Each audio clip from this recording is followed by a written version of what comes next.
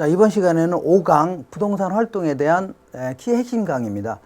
자, 여기서는 한 두 가지 정도만 잘 정리하시면 됩니다. 자, 먼저 부동산 소유권의 공간적 범위다 해갖고 내가 일단의 토지를 갖고 있다. 그러면 나는 집 표면만 이용할 수 있는 권리만 있냐? 그건 아니란 얘기죠. 지표 위에 있는 권리, 위에 있는 공간, 지표 아래에 있는 공간도 이용할 수가 있다는 얘기죠. 그래서 그럼 어디까지 이용할 수 있냐? 이거는 우리 민법 제 212조에 따르면 부동산의 소유권은, 토지 소유권은 정당한 이익이 있는 범위 내에서 토지의 상하에 미친다. 이렇게 규정하고 있습니다.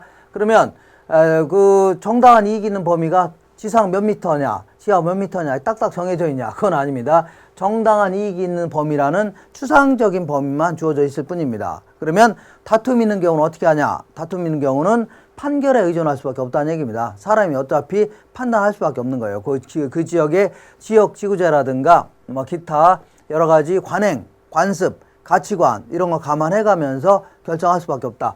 그러면 내가 일단의 토지를 여기서부터 여기까지 갖고 있다고 쳐볼게요. 그러면 나는 당연히 지표상의 공간을 이용할 권리가 있는 거죠. 이걸 뭐라 한다고요? 지표권이라는 거고. 그 다음에 정당한 이익이 있는 범위가 이 정도 된다고 쳐볼게요. 그럼 이 정도 범위 내에서는 배타적으로 내가 이용할 수 있다는 얘기죠. 요거를 공중권 해줍니다. 우리가 보통 소유권 하면 개인의 소유를 미치는 개인의 소유권을 얘기합니다. 그래서 요것도 마찬가지로 그냥 공중권 아니면 개인의 공중권을 얘기합니다. 사적 공중권. 그러면 요 위는 다 뭐라고요? 공적 공중권이라고 해서 결국 국가가 소유한다. 공공 다수가 소유한다. 이렇게 생각하시면 되겠네요. 자, 그리고 요 밑에도 마찬가지로 정당한 이익이 미치는 범위가 요 정도 범위다. 그러면 요걸 지하권이다. 그러니까 요 정도 범위 내에서는 내가 배타적으로 이용할 수 있다는 얘기죠. 남들의 방해를 안 받으면서 이거를 사적 지하권이다. 그럼 나머지는 뭐라고요?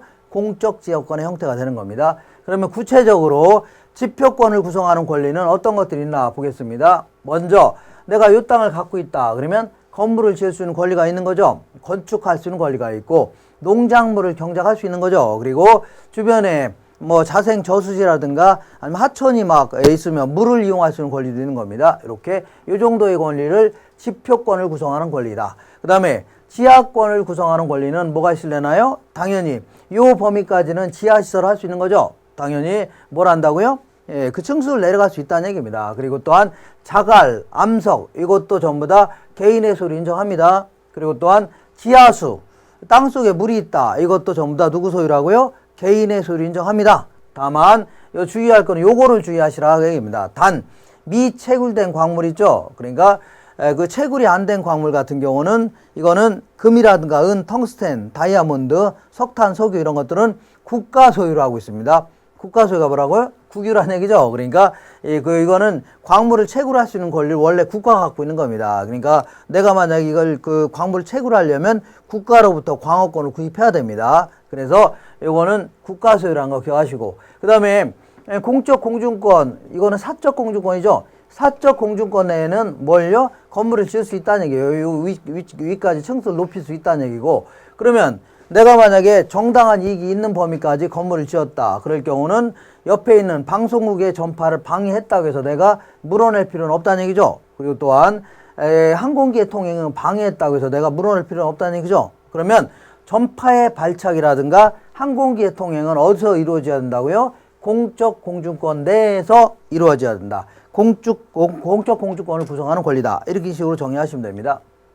그 다음에 부동산 활동은 일반 재화 활동과는 어떠한 특성이 있냐 그런 얘기인데, 부동산 활동은 자신의 부동산이 됐든 타인의 부동산이 됐든 일단은 고액의 부동산을 관리하는 활동 아닙니까? 그렇기 때문에 상당 부분의 어떤 법적 그 학문적인 지식이라든가 아니면 도덕성 이런 것도 갖춰야 된다는 얘기입니다. 이런 거를 여기서 얘기하는 부동산 활동의 속성이다 해줍니다. 그래서 부동산 활동 하려면 상당한 어떤 학문적인 지식을 요즘에 갖춰야 된다는 얘기죠. 그러니까 이론적인 측면에서는 과학성이 강조되고 실무 능력 측면에서는요 기술성이 강조된다 그런 얘기입니다. 그리고 부동산 활동은 과거로부터 행해왔던 어떤 부동산 활동을 경험 삼아서 후일도 예측하고 이렇게 해야 됩니다. 이걸 뭘 한다고요? 경험 과학성이 있다. 그 다음에 여기 사회성, 공공성을 합쳐서 뭐라고요? 공익성이라는 겁니다. 그리고 개인의 이익 측면을 강조하는 거를 사익 측면이라고 해요. 그래서 자본주의 국가에서는 사익성이 강조돼야 됩니다.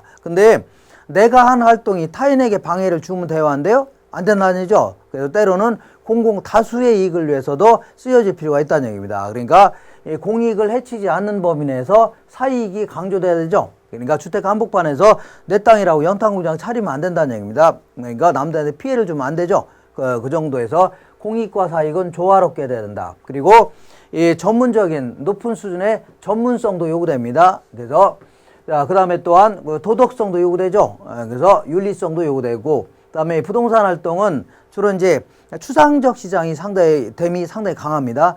그래서 부동산 엉뚱한 데가 있는데 여기서 거래하다 보니까 상당한 정보가 필요합니다. 우리 시장 같은 데서는 남대문 시장 같은 경우는 물건을 갖다 놓고 사고 파는 거니까 아주 큰 어떤 정보 활동은 필요하지 않지만, 부동산 엉뚱한 데가 있는데 거래는 여기서 하죠. 그러니까 정보 활동이 어마어마하게 필요할 수밖에 없는 거고, 때로는 직접 가서 확인해야 되죠. 임장 활동이 필요하다는 얘기입니다. 그리고 또한 부동산 활동은 내가 중개업을 운영한다 그러면 단골 같은 분을 많이 확보해 갖고 사람을 잘 관리해야 오랫동안 그 지역에서 성공할 수가 있는 겁니다. 그리고 또한 때로는 권리 분석을 철저히 해야 거래 사고가 줄일 수 있는 거죠. 대물 활동이다. 물건도 철저히 여러 가지 그 권리 분석 같은 거 철저히 할 필요가 있다, 그런 얘기입니다. 그리고 또한 배려의 장기성이라고 해서 부동산은 영속성이라는 특성이 있기 때문에 멀리 내다보면서 다양한 결정해야 된다. 이거를 배려의 장기성이다. 그리고 조금 전에 한 것처럼 3차원 공간을 가지고 여러 가지 활동하는 겁니다. 이걸 공간 활동성이다. 그리고 이런 활동을 함에 있어서는 항상 법률적, 경제적, 기술적 측면의 재반 측면을 쭉 분석하면서 여러 가지 결정해야 된다. 이거를 복합 개념성이라는 겁니다. 이렇게 해서 쭉쭉쭉 읽어 나가시면 됩니다. 자, 그러면 요거는 요 강의는 여기서 마무리하겠습니다.